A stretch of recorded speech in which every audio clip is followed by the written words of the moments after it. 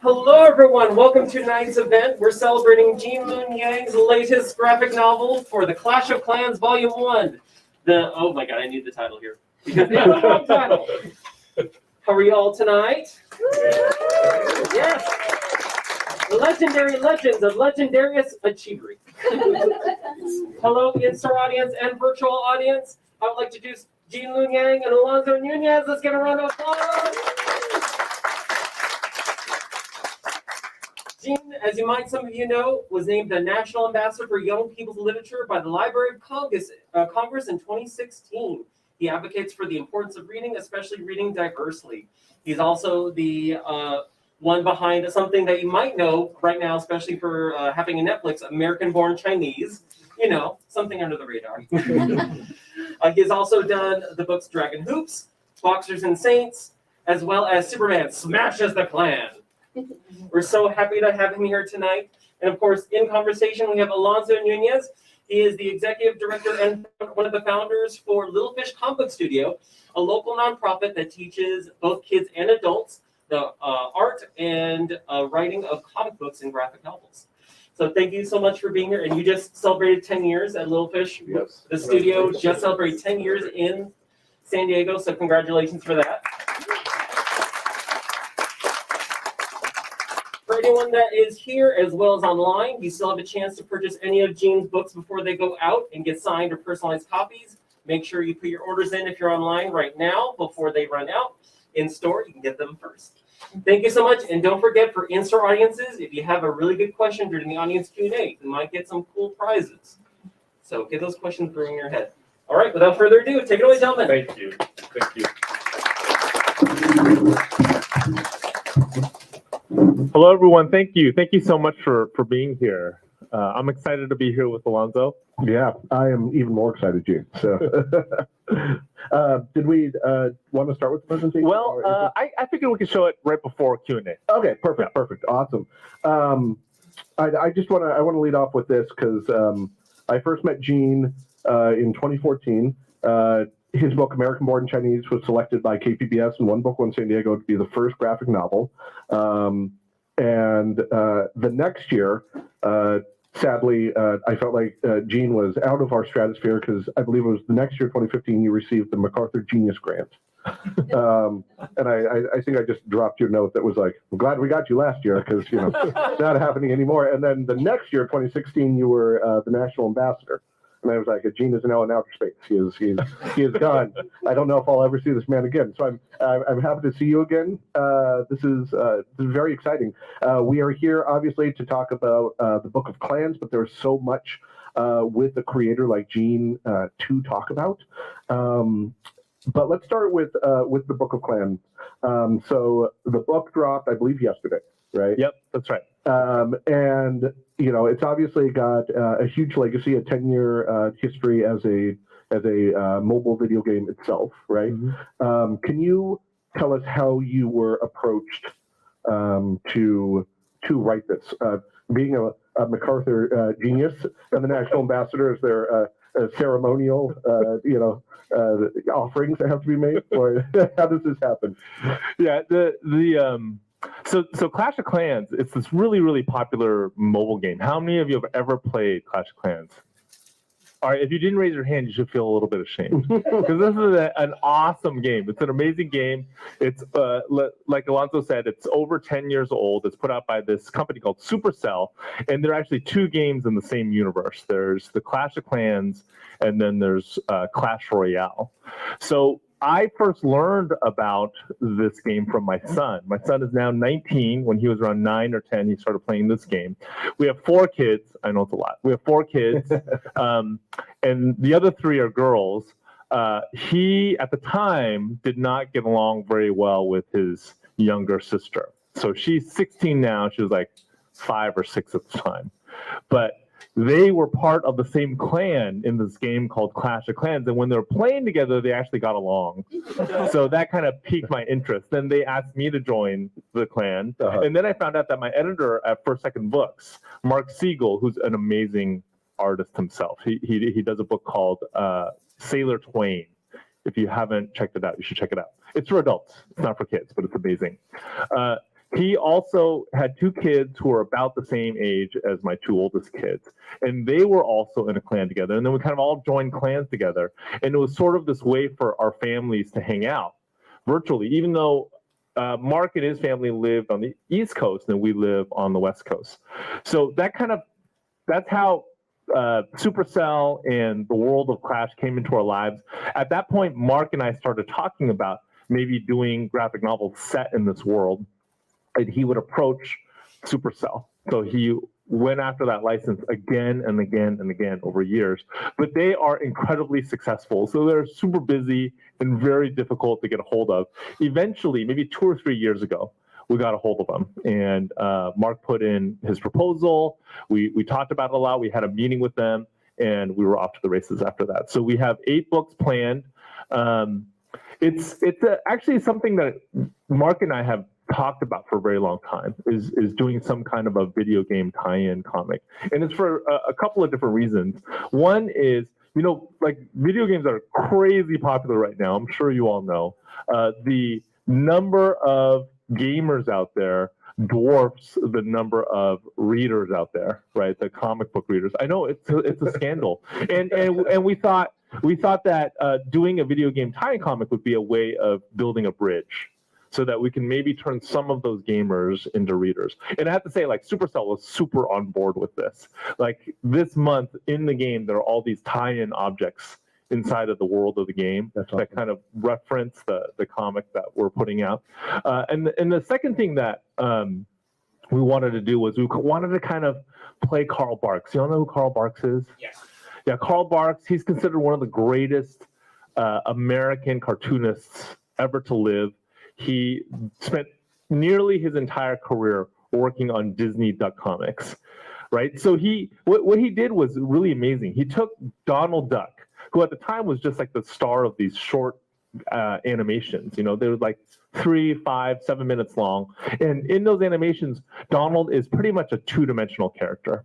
He gets really mad and he'll do like some slapstick humor, but he doesn't really have an interior life. He's just up there, he's being goofy, he makes you laugh.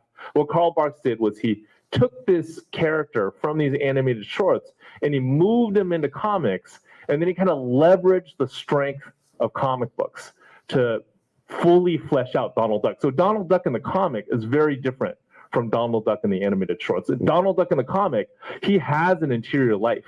He has like a moral compass. He has deep desires. He has these flaws. He's like this Shakespearean. That might be a little overboard, but he is. He's like in that vein. You know what I mean?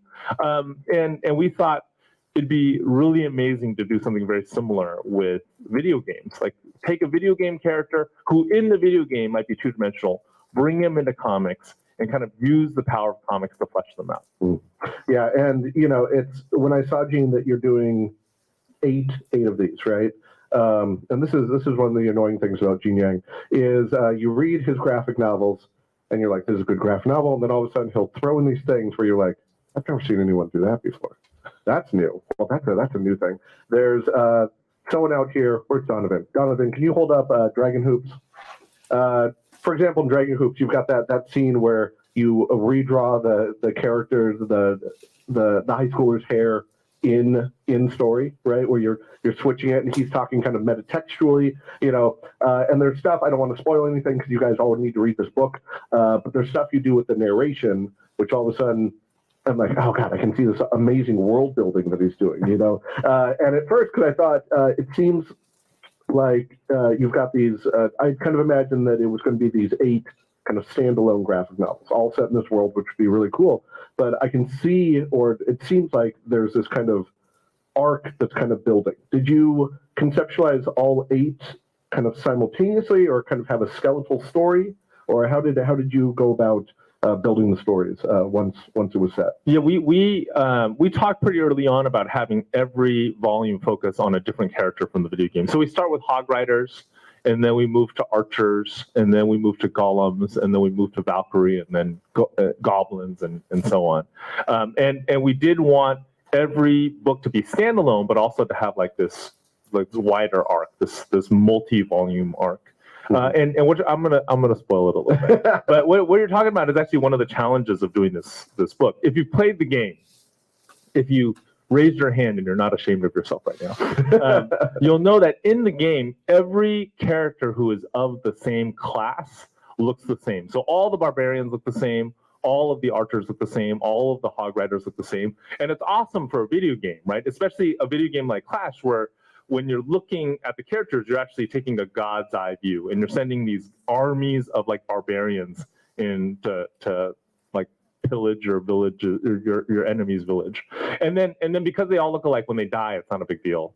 But it's hard to tell a story from a god's eye view. Like, if you want a story to work, you actually have to get to know your characters individually.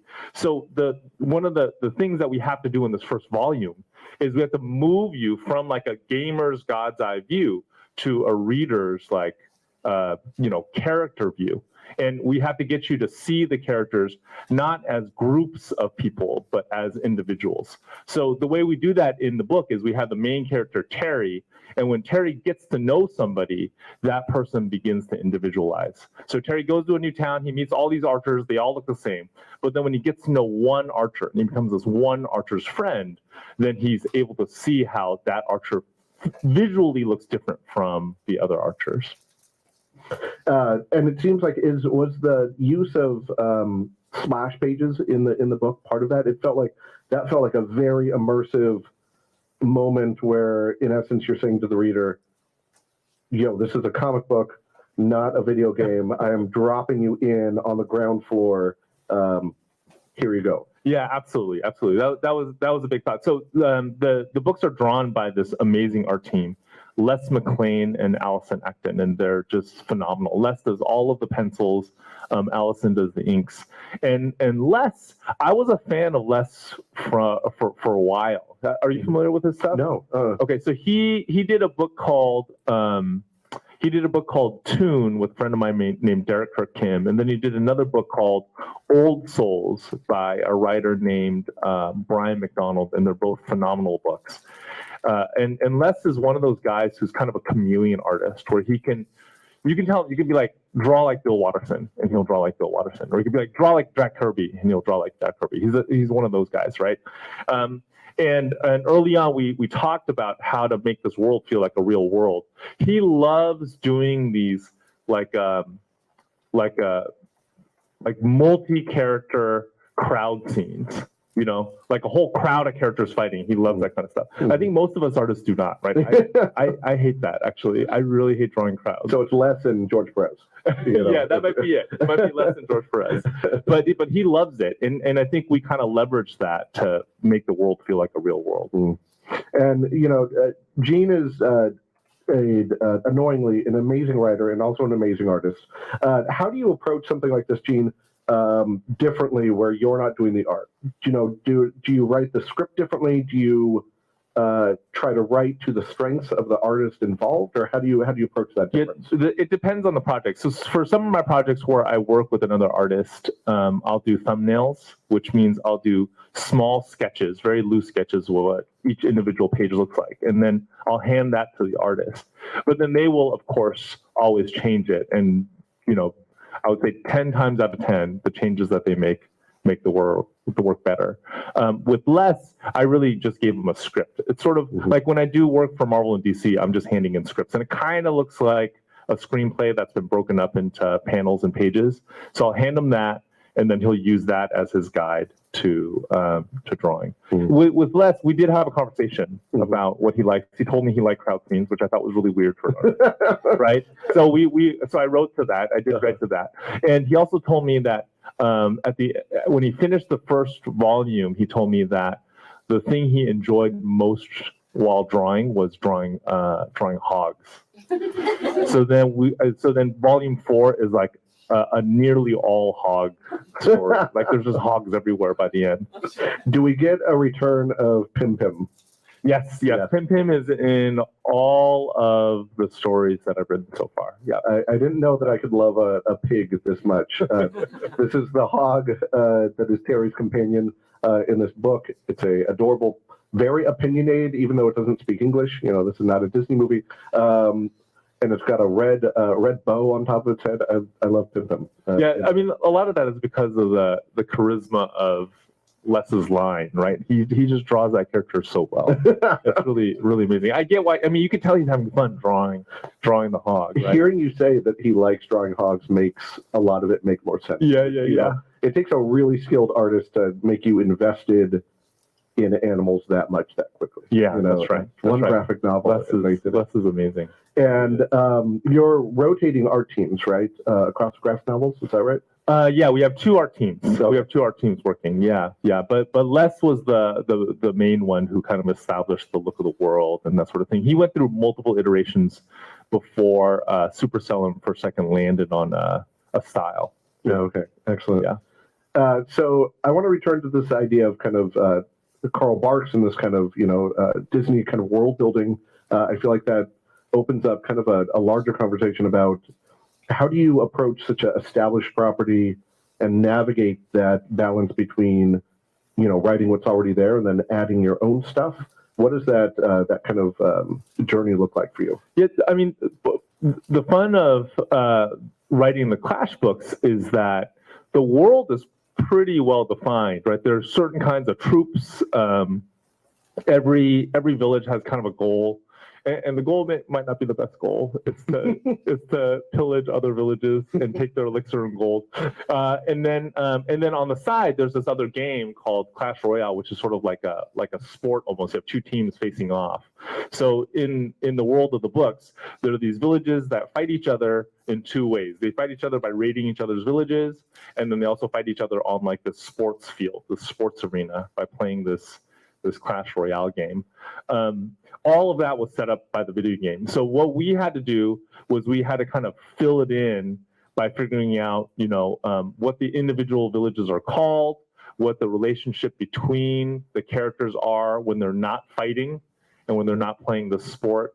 We had to figure out like kind of a hangout spot for them. So we created a tavern for them. All of that was really, really fun. I mean, it was kind of like you take a video game, right? And you look for the blank spaces, and then you just try to fill out those blank spaces. What were some of your favorite characters to kind of start to develop or give personalities? Or I mean, my favorite character when I was playing the game was the Hog Rider. Part of that is because my nephew built me this deck. If you play the game, you know what I'm talking about. Like in Clash Royale, you have to build this deck, right? And it's like a set of like spells and characters, and then you fight with the deck.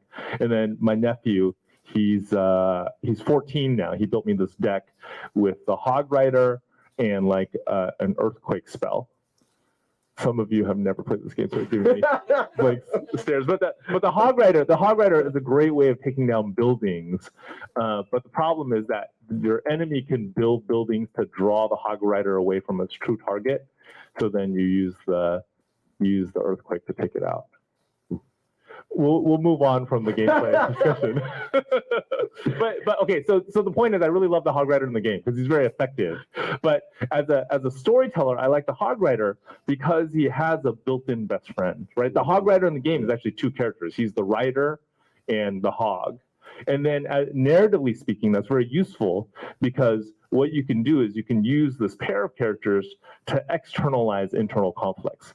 So he's not just thinking to himself, he has somebody to voice all of the stuff to. When he's like frustrated, he can tell his hog, he and his hog can kind of argue. And we kind of use the hog almost like his conscience. So the main character in the first book is a Hog Rider and Terry, and then his hog Pim is kind of like his conscience. Is it kind of a Jiminy Cricket? Yeah, that's right. Pim. That's right. You've never seen a hog give a character such a slightly condescending, like what you did type of look. Yeah. It's fantastic. I'm a big fan of Pim. If there is merchandise at San Diego Comic-Con, you're gonna have to fight me for Pim merchandise.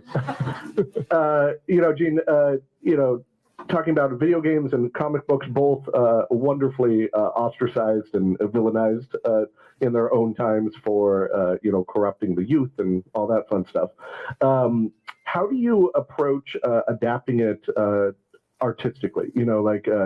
Is there, you obviously had your own kind of personal history with the video game, right? So is this something where you had already maybe kind of started just as a creative person started kind of crafting stories as you were playing, or did it involve a certain kind of shifting of kind of lanes for one thing into another dramatically? Yeah, I think for Clash of Clans in particular, it's more challenging than for other games, right? So something else that I've always wanted to do was to do like Nintendo comics, but Nintendo is like a notoriously difficult company to get the license from, supposedly. So, but like if you do like a Super Mario Brothers comic, I know the movie's out. I haven't seen the movie, but it's I feel like it's easier than with Clash of Clans because the characters are actually already individuals. Mhm. There's only one Mario in the game. There's only one Luigi in the game. You know, there's only one Toad in the game. There's only one Yoshi. So all of that is easy with Clash because it's groups of characters and they all look the same. That's the real challenge. So when I was playing the game, I don't think I was thinking about stories because like you send like a whole crew of barbarians in to fight your enemy and they all die, right? Like you can't get that attached to them. That was actually something that we also had to figure out for the comic too, was how to deal with death without really bumming out the reader, you know? There's that scene with the suction arrow where obviously the main character isn't dying a third of the way into the story, but it for me it brought up exactly what you were talking about. And there's I feel like you guys handle it really well, you and Les, the writing and the art, where the violence is kind of cartoonish, in that kind of Looney Tunes type of, it's physical, but it's not hurtful, almost kind of way. Yeah. That was a deliberate choice. We had multiple conversations about that, about how to do violence in the book. Because it seems rough, because in the video game, obviously you are sending hordes to die. Yeah. But the way that video game does it is the deaths are like kind of funny, they're like, and I think part of it is that all the characters look the same. That is like a narrative technique, right? So for example, they use it in Beauty and the Beast. So in Beauty and the Beast, I don't know if you remember this, but in the very beginning, Gaston has these 3 admirers, and they all look the same. They're all these blonde girls who look the same, and then when he falls in love with Belle, they're all heartbroken. So if that character was one character, you would actually feel really bad for her, right? When her crush kind of falls in love with somebody else, you would feel bad. So the way Disney dealt with it was by making 3 of her. So when it's 3 of her, then it seems a little silly,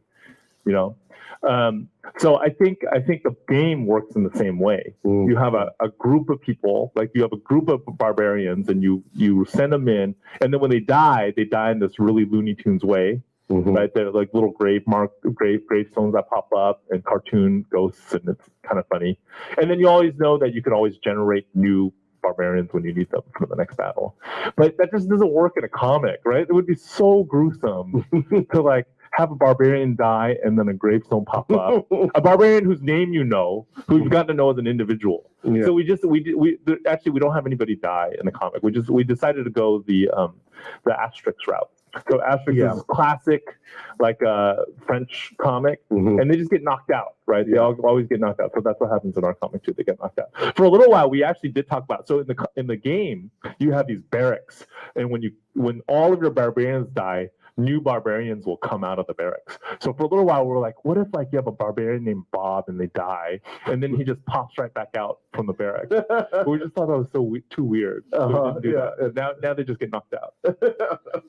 And how finalized or fleshed out are the scripts for all 8? Is it the type of thing where you're kind of adapting as you go through the maybe first initial 2 or 3, or is it kind of locked in Alan Moore style where it's like this is the story I'm telling? Yeah, so in the initial proposal I sent in, there was a paragraph for every volume.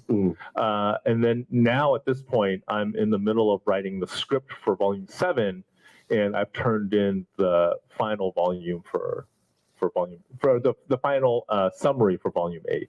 Oh, okay. So we're pretty far in. And how often are these books coming out? They're coming out 2 a year. Okay. Wow. Coming out 2 a year. So the next one will be the Archer volume. It'll be out this fall. Okay, excellent. Yeah. Very, very cool.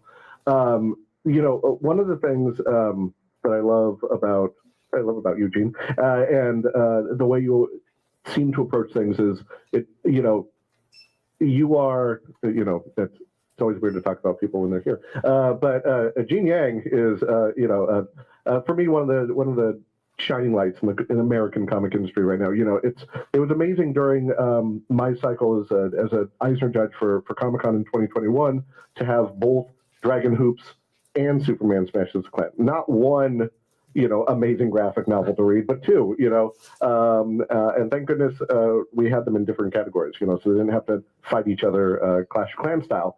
But it seems like, sometimes, with, you have award-winning authors, and that becomes like almost a way that you see their work, and it almost seems like, with a little bit of mind reading, this way they start to see their work. Like, I am at this level, and it's amazing to me that you do something like Dragon Hoops, which is so, biographical. You do something like Superman, which is superhero based. This, which is based on a video game.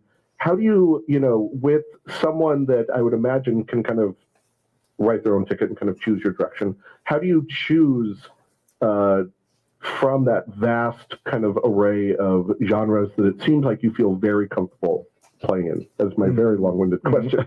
Well, thank you for all those nice things that you said.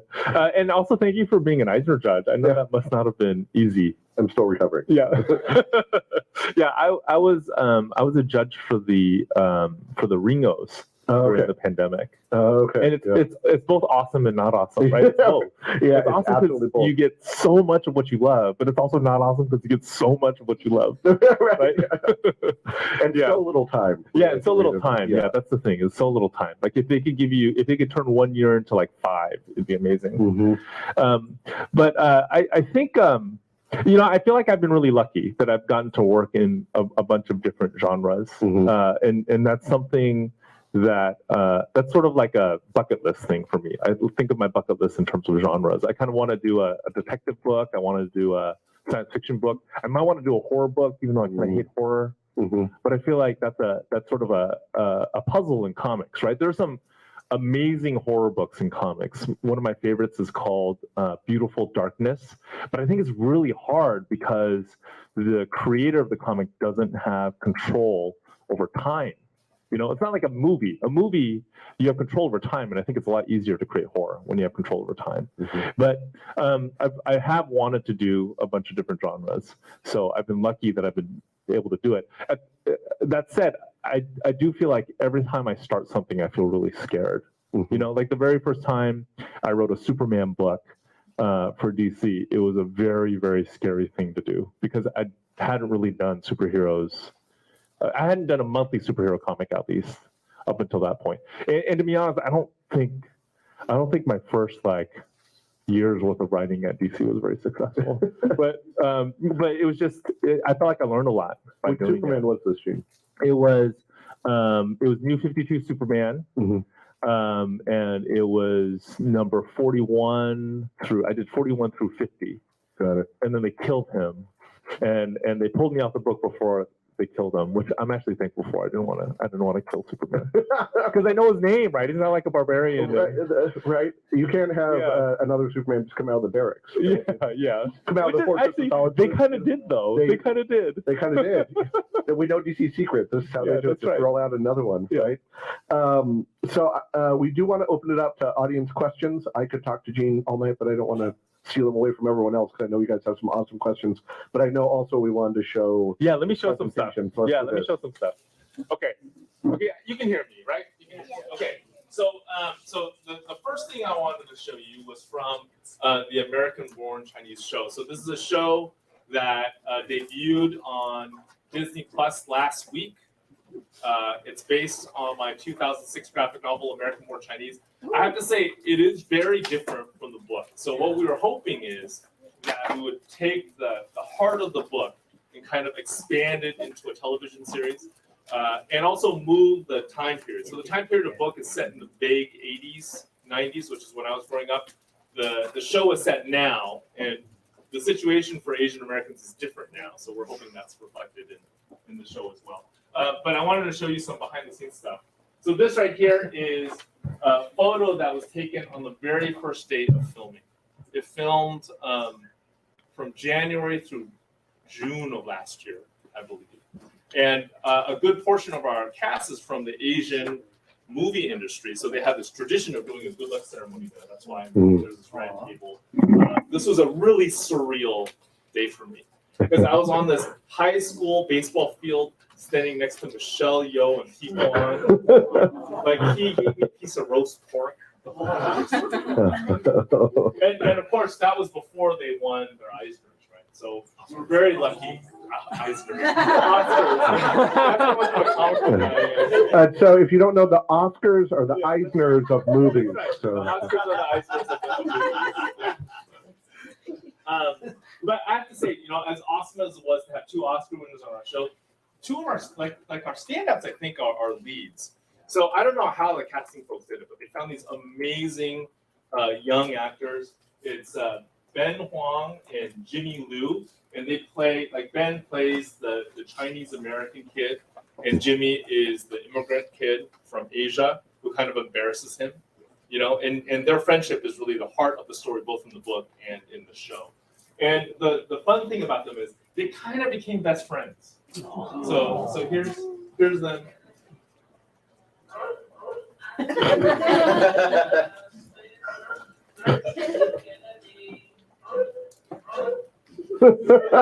So funny. And right now something really, even weirder is happening, and that is that Jimmy is kind of becoming like a teen idol on TikTok. And I find this really crazy because he's like this, he plays like an FOB immigrant kid, you know what I mean? Yeah. And I think if you had told me in the 80s when I was, around his age now, that America could see a kid like him as like a teen idol, I would have been shocked. So there are videos like this now. This is on TikTok.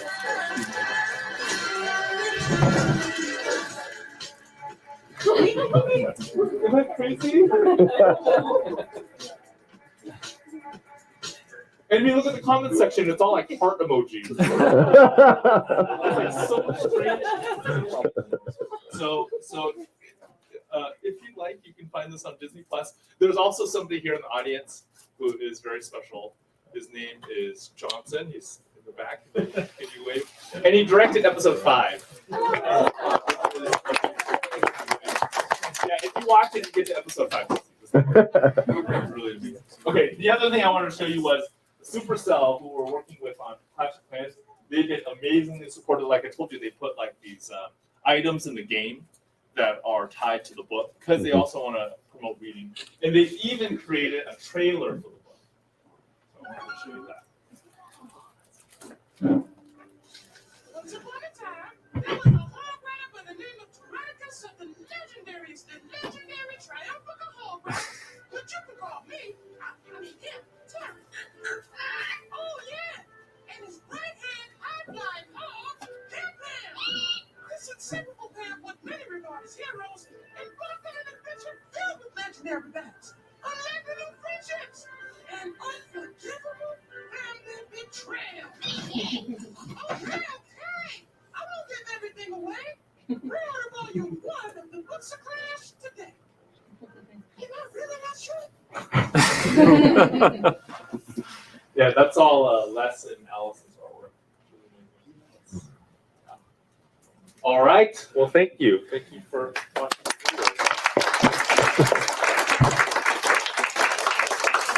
See, Gene is a bro. We're exactly at the 15 minutes for Q&A. Oh, That was cool. impressive. Awesome. That was, Gene just slid right in.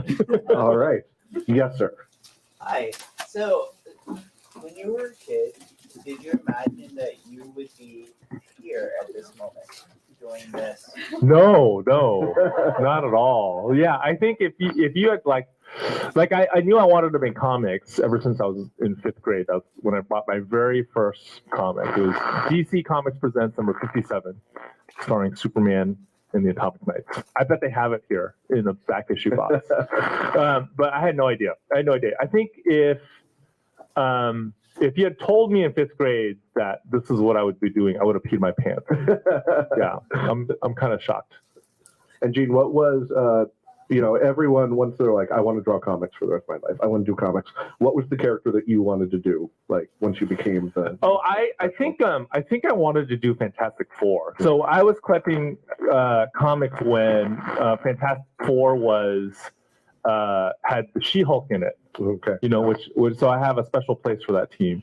Or Good She-Hulk instead of the thing. Yeah. But I kind of got to do it. I kind of got to do the Fantastic Four, but not for Marvel. I did it for DC. I did the Terrifics, which is a team that was put together by Jeff Lemire, who wrote Sweet Tooth. I don't know if you're watching Sweet Tooth on Netflix, but he's one of our best. I think Jeff Lemire is one of our best.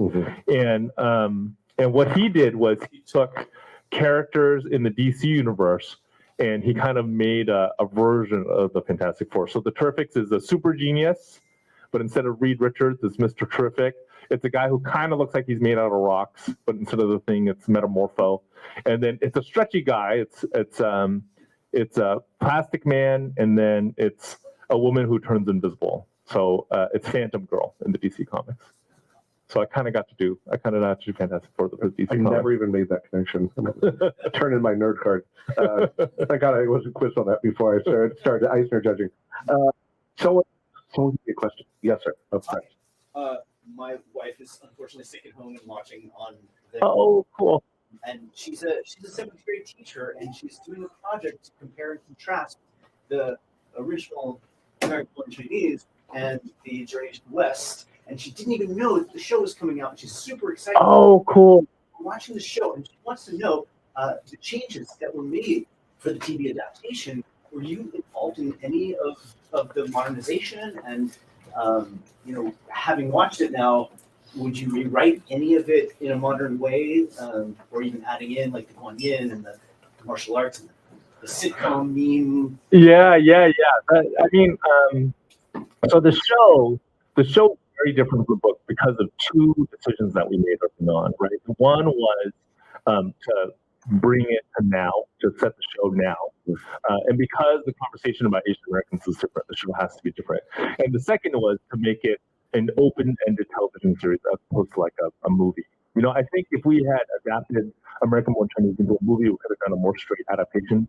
But for a TV show to work, because it's open-ended, you kind of have to build a world that's full enough to carry a lot of different stories. So Kelvin Yu is the showrunner. He's an incredibly smart guy. He's amazing. And he and his brother actually wrote the pilot. So his brother's Charles Yu. He's a novelist. He wrote Interior Chinatown. He won a National Book Award, got really busy, left the project. But Kelvin, I think he did a lot of really smart things. Number one is he fleshed out both the world of Earth and the world of heaven in order to carry a television series, 8 episodes. So on Earth, we get to know Jin's parents, who barely show up in the book. In heaven, he introduces Guan Yin and Qigong and a bunch of other Chinese legendary figures. And then the other thing he did was he took my big fear about an American-born Chinese adaptation and he put it into the show. So for a long time, there was both external and internal resistance to an American-born Chinese show. So externally, Hollywood was not that interested in a show with a predominantly Asian cast for a very long time. And then internally, I was always freaked out. I have this one character, he's a cousin character in the book. He's sort of the embodiment of all of the negative stereotypes that I dealt with as a kid. And I was always freaked out if they made that into a show or a movie, I would find decontextualized clips of that character on like YouTube or some other social media website, right? And he was like, let's just take that and make it a plot point in the book, in the show. And I thought that was such a great solution for that. We're hoping. It depends on how many people watch the first season. Yeah, but we're definitely hoping. Yeah, and please thank your wife for me. Yeah, thank you. That's exactly what we want. We want people to kind of. I'm hoping that the difference between the book and the show is actually going to be a conversation piece. So you all have your homework tonight. Go home and watch American Born Chinese. But a question right here in the back. Oh, you, sir. Yes. How did you come up with the Monkey King? Oh. With the Monkey Prince. Oh, with the Monkey Prince. You're asking about the Monkey Prince from DC Comics. Yeah, so I've done multiple projects. Yes, there's a copy of it right there. I've done multiple projects that have to do with the Journey to the West. The Journey to the West is this novel that was written in China about 500 years ago. It's considered one of the 4 pillars of Chinese literature. And it tells the story of the Monkey King, who starts off as like this evil guy. And the story is kind of about how he turns good. right? I love that story in part because my mom used to tell me Monkey King stories when I was a kid. And with Monkey Prince, that did not actually start with me. That started with my editor. Her name is Jessica Chen. She, like me, is a Chinese American. She also grew up with stories of the Monkey King. And she's always wanted to bring the Monkey King into the DC universe. You know, kind of the way like Thor is a really big deal in the Marvel universe. But Thor started off centuries ago as a part of Norse mythology. So she called me up. She also called up this amazing artist named Bernard Chang. We're all Chinese Americans. We all grew up with Monkey King. And we came up with a story about the Monkey King's son, who is the Monkey Prince. I have to say, though, the Monkey King's son is also an American-born Chinese, a different Monkey King's son. And I was not planning on working on two projects at the same time with the Monkey King's son. It's because I said yes to DC before the show got going. Yes, sir. How much of your, first off, your recipe? No. The other is Remind me. Uncle Adam Uncle Adam. from WonderCon 2 years. Oh, okay. Yes. Well, thank you for coming. Yeah. I wanted to find out how much of your writing was actually inspired by both teaching and interaction with kids as well as your teaching. Yeah, I was a high school teacher for 17 years, and I think that is one of the reasons why most of my writing is categorized as YA, as young adult, is because I was surrounded by young adult voices, like for most of my day for 17 years, and I think that time as a teacher definitely influenced my book. So first, the Dragon Hoops, the book about basketball. That's a nonfiction graphic novel about my final year as a teacher at Bishop O'Dowd High School. And then I also have a book series called Secret Coders, which teaches kids the basics of computer science. I was a computer science teacher there. I took a lot of what I did on the board and I put it in that book. But even beyond that, just the voices that end up in my books, I think, are voices that I used to hear in the hallways at work. Superman Smashes the Klan very much centers the kids as part of the story. Yeah, that's right. And it's a also transitionary point for Superman also. Yeah, that's right. Annoyingly, Gene added bits to the mythology of Superman that were hiding in plain sight, apparently. So forgot that we're also giving these out. So I at least want to interject and give it to the wonderful question about Monkey Prince. Who did that one? All right, you get this. Get the Clash of Clans figure. And I'm going to take my cue from you to let me know which one should get what. Oh, okay. Sure. All right, up here in front. All right. So the older I get, the more my fiction tastes gravitate toward historical fiction. And I think there's a story that you've done that towers above all the other giants. And for me, that's it ultimately is, and I'm pretending why am I here? Sorry, I'm just a little filibuster. Oh, right. It's Boxers and Saints. Oh, thank you. Boxers and Saints is a story that I feel like it shouldn't work, but it does because it's doing the whole parallel stories that interject and realize and interject and interweave with one another. And do you feel that you would ever do another historical fiction with the intersecting stories that are both parallel once again? And just how do you approach a story like that? Because it's a challenge.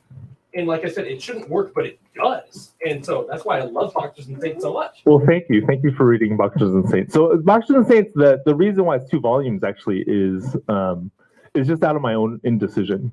Like I wanted to do a book about the Boxer Rebellion. I started researching and I was trying to figure out who the protagonist was. And I just couldn't decide. I could not decide if the protagonist was going to be a boxer who was like sort of a Chinese freedom fighter fighting against the Europeans and the Japanese at the time, or a Chinese Christian, who would ally themselves, like back then they would ally themselves with the foreign forces, but really like the Chinese Christians at the time, many of them were people who were outsiders in mainstream Chinese culture. There were people who were they were either like really poor or they were criminals. There were a lot of women too, because traditional Chinese society wasn't always kind to women, so there are people who kind of made this amalgamated culture for themselves by taking parts from these foreign missionaries and parts from the surrounding culture. And I found them very, very interesting. Couldn't decide. And that's why it ended up being 2 volumes. In terms of, I would love to do historical fiction again. There are definitely moments in especially Asian American history, that I think would be really fun to do. But if I become indecisive in my research phase, I'll probably have to do 2 volumes again. Yeah. Brett. I also adore Boxers and Saints. It's my favorite of anything you've written.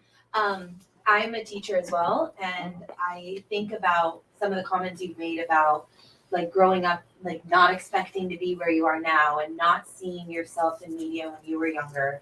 And I feel like you're filling that space in many ways for young kids now.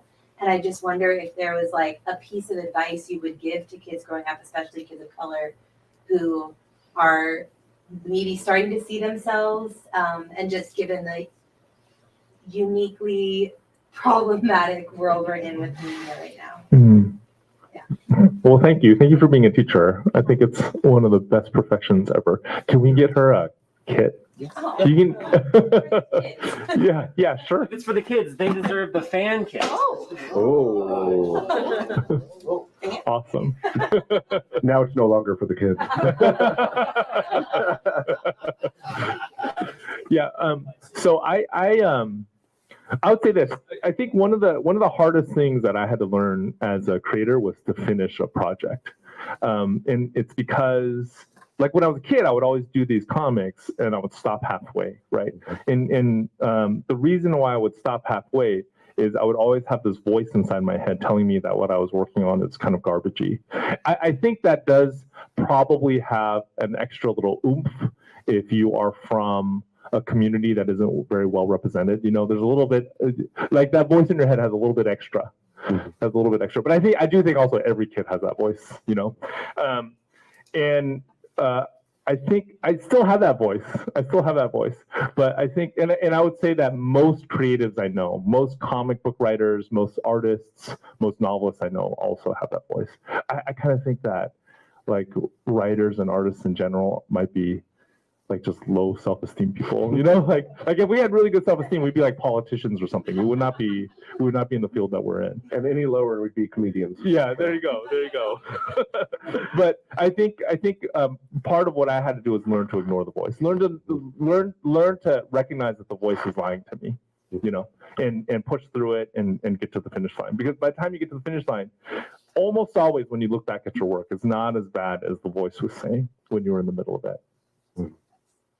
At the studio, I always tell my students, you can hate the work, but only when it's done. Yeah, there you go. That's great. You know, That's great advice. like, and then they forget. And yeah. they'll deny they ever thought that it wasn't good. Yeah. Then it's done, and they're like, "Look what I did! I'm the best." And then Yeah, I'm like, that's right. bring it down a little bit. Yeah. I think you had a question.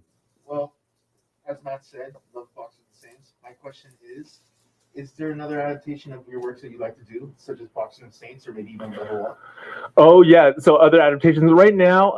There's a writer's strike happening in Hollywood. Yeah. But before the writer's strike, we were working on doing an adaptation of Dragon Hoops.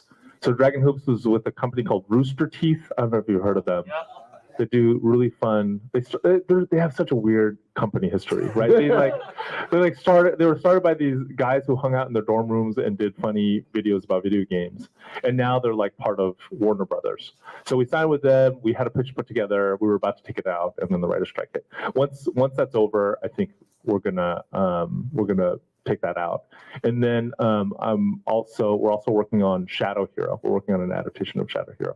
So we don't know, like that all of that is early stages. Now that I've been through it once, I realized that getting something from a book to a screen, it's kind of like winning the lottery, because Hollywood is so complicated. You know, getting anything onto the screen is kind of like winning the lottery. Yes. So I'm also a teacher, and I say, because I remember you said 5th grade. I teach 5th graders. What was it, or if there could be a message to any of your teachers about how they taught you, or any advice they gave you, what would it be? Oh, any advice that they gave me that stuck with me? Sure. Yeah, I think so I have a few teachers that I think I really that really affected my life. So one is I had a guy named Mr. Matsuoka. He was my computer science teacher when he was in high school. He was like the only Asian teacher I ever had throughout my entire career, or my entire school career. And I think just him being in the classroom was important. You know, seeing him in the classroom was important.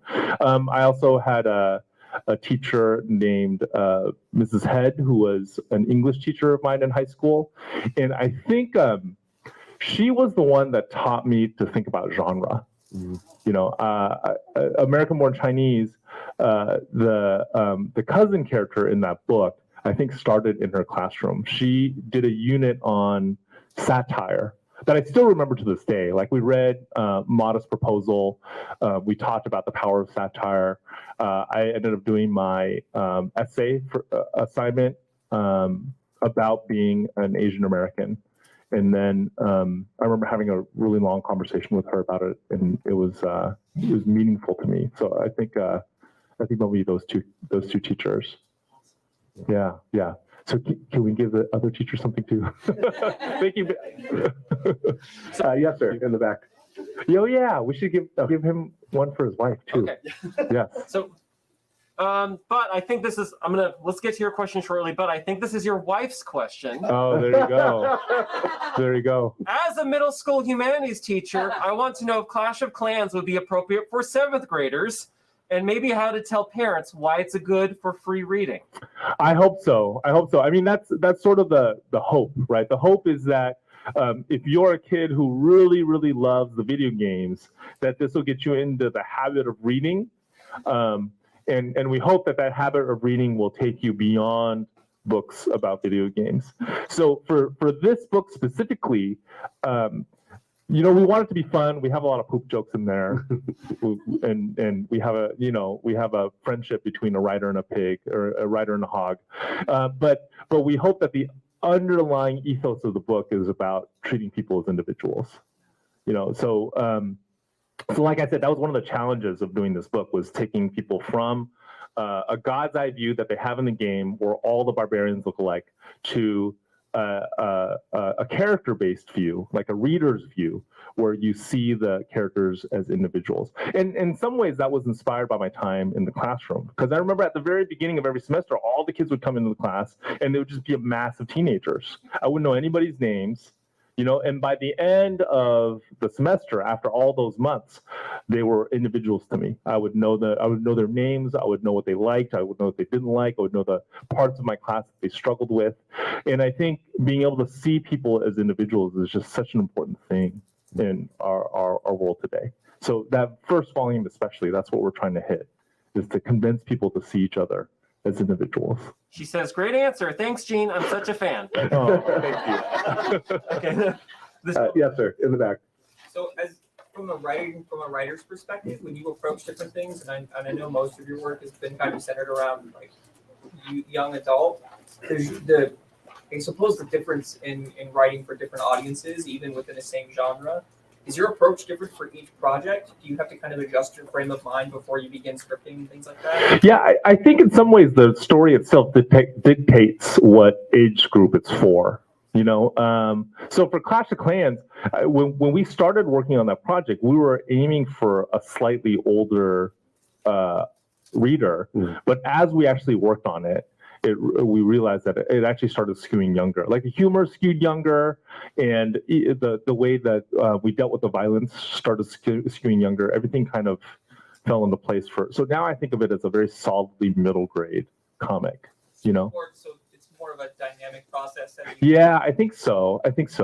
Yeah, age demographics in general historically have not been a comics thing.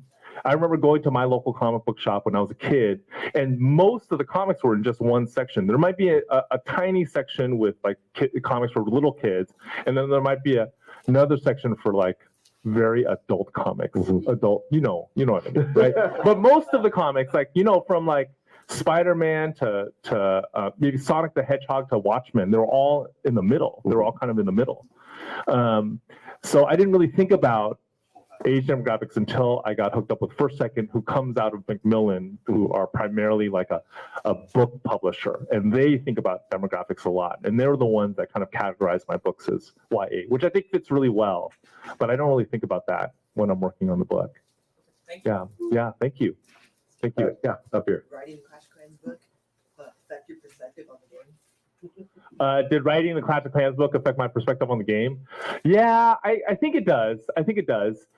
So I've never been very good at that game. You know, I enjoy playing it, but I've never been very good at it. So for a very long time, before my son went to college, we played almost every night. We would play Clash Royale, we'd go 2v2, and the game would just be like him going, "Dad, why'd you do that? Dad, come on, Dad, you need the log now, Dad."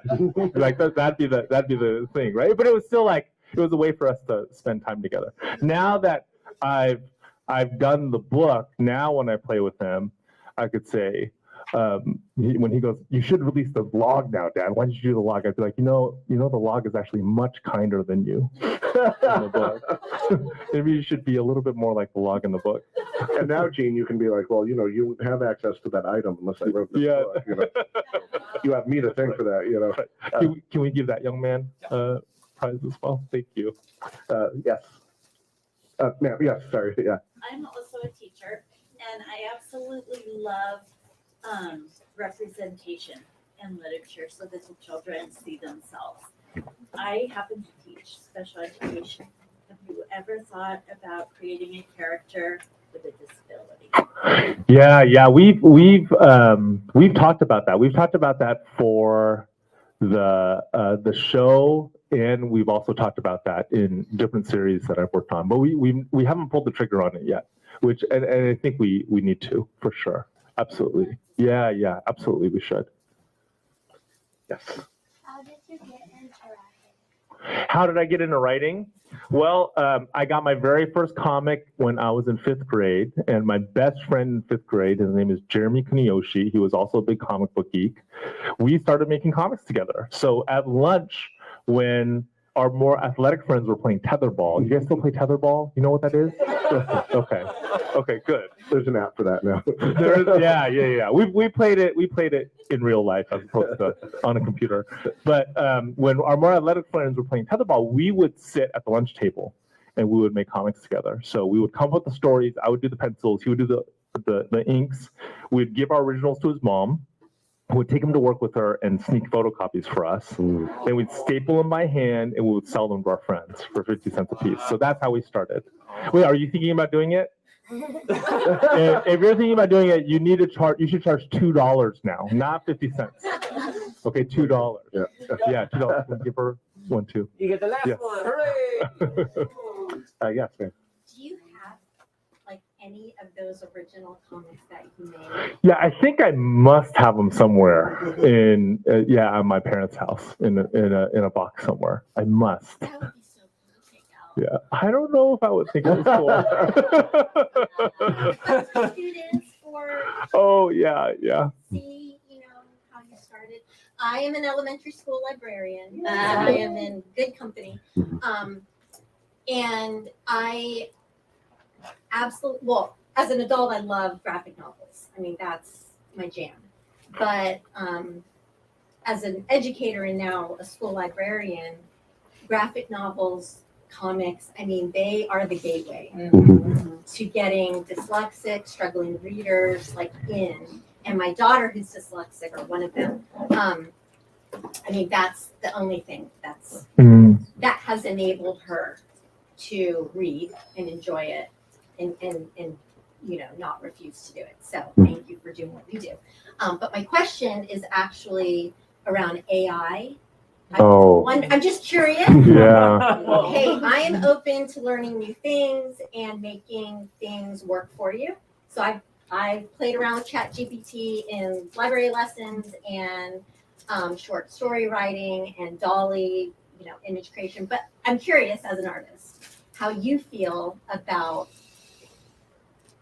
artificial intelligence and maybe working with it. Yeah, I'm worried that it's my old man coming out, but I'm a little freaked out, to be honest. I'm a little freaked out about AI and what it means for artists and writers. I'm a little freaked out because like when I was young, if I had a tool that could draw for me, would I have learned to draw myself? I'm not totally sure. And I also think that the act of drawing isn't just about what you're producing on the page. It's also about how the act of drawing changes your brain. Same with writing, right? Writing is not just about what you're putting on the page. It's also about how it's changing your brain. Like I tell my students and my own biological kids that when you learn to write, you're actually learning how to think. It's a method of thinking. Same with drawing. It's a method of thinking. So if you don't go through the steps where you create pieces of art and pieces of writing that you're not proud of, are you still going to be able to learn how to think? I don't know. I don't know what the answer to that is. So I don't know. I'm trying to be optimistic about AI, but like deep down in my heart, I'm a little freaked out.